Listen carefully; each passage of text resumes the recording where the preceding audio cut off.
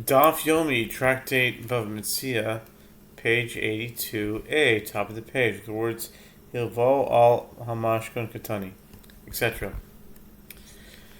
Teach the same phrase, one who lent to another based on collateral, which indicates that the collateral was given at the time of the loan. Rather, the Gemara proposes a different resolution. It is not difficult. Here, the Braita is referring to a case where he lent him money, whereas there, the Mishnah is referring to a situation where he lent him produce. Since produce will spoil, the lender benefits from the deal, as he will receive fresher produce in return. Therefore, he is considered a paid bailee for the collateral.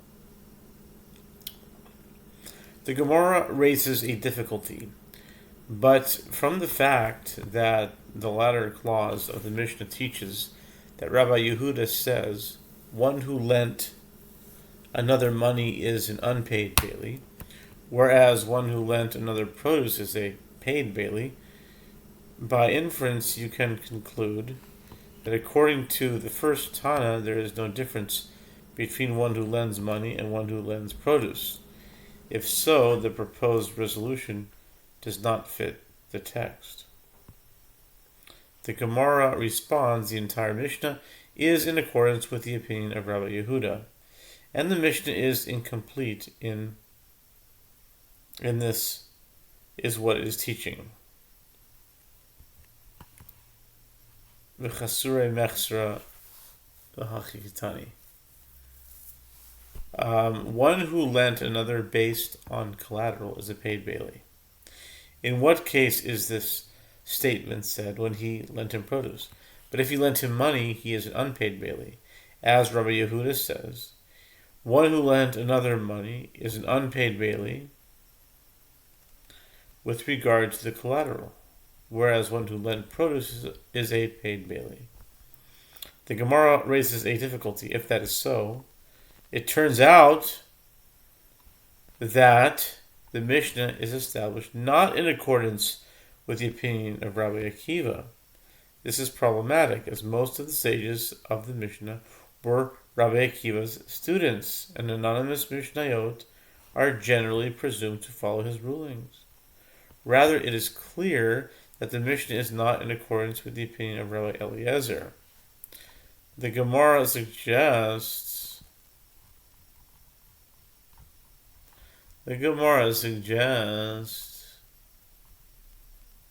let's say that the dispute between Rabbi Eliezer and Rabbi Akiva and Rabbi Eliezer applies only in a case where the collateral is not equal to the monetary value of the loan, and they disagree with regard to a statement of Shmuel. As Shmuel says, with regard to one who lends 1,000 dinars to another, and the borrower puts before the lender as collateral for the loan the handle of a sickle, which is worth only a small fraction of the loan. Nevertheless, if the sickle is lost, the 1,000 dinars are lost. The Gemara is suggesting that Rabbi Akiva would agree with this ruling, whereas Rabbi Eliezer would disagree with it. The Gemara rejects this suggestion. If the case is one where the collateral is not equal to the amount of money constituting the loan, everyone holds that the halakha is not in accordance with the opinion of Shmuel. But here, the dispute is referring to a situation where the collateral does equal the amount of money constituting the loan.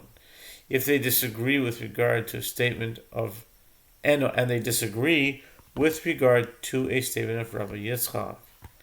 As Rabbi Yitzchak says, from where is it derived that a creditor acquires collateral given to him and is considered its owner, as long as the item is in his possession? It is derived from a verse, as it is stated, "You shall return the pledge to him when the sun goes down. That he may sleep in his garment and bless you. And it shall be a righteousness for you before the Lord your God." Exodus 24:13. Rabbi Yitzchak confers, if the creditor does not acquire the collateral, then from where is the righteousness involved in returning it? In this case, the creditor would not be giving up anything of his own. From here it is derived that a creditor acquires the collateral. The Gemara rejects this suggestion. And can you understand it in that way? You can say that Rabbi Yitzchak stated this halacha in a case where he took his collateral not at the same time of his loan, but at a later stage in order to collect his debt. But did Rabbi Yitzchak say this ruling in a situation where he took his collateral at the time of his loan? Rather, if he took his collateral not at the time of his loan, everyone holds in accordance with the opinion of Rabbi Yitzchak. And here it is discussing a case where he took his collateral at the time of his loan. And Rabbi Eliezer and Rabbi Akiva disagree with regard to the case of a bailee of a lost item. As it was stated that Amoraim disagreed concerning the responsibility of the bailee for a lost item. If somebody found a lost item and it is subsequently lost or stolen from him, what responsibility does he bear toward the owner? Bava said, this individual is considered to be like an unpaid bailee. Rav Yosef said he is like a paid bailee. The Gemara suggests, let us say that the opinion of Rav Yosef is the subject of a dispute between Tanaim. There is no question that Rabba's opinion is the subject of a dispute between Tanaim, as Rabbi Akiva's opinion cannot be reconciled with his ruling. If one who takes collateral for his loan is considered a paid bailee, the same certainly applies to one who goes out of his way to safeguard a lost item. The Gemara is asking whether there is any way to explain Rav Yosef's ruling in accordance with the opinions of both Tanaim, or if he must accept that Rabbi Eliezer disputes his opinion.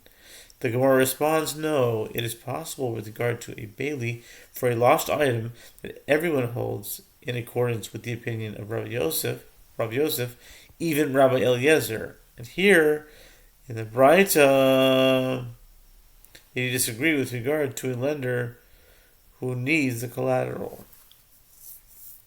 Continued on 82b.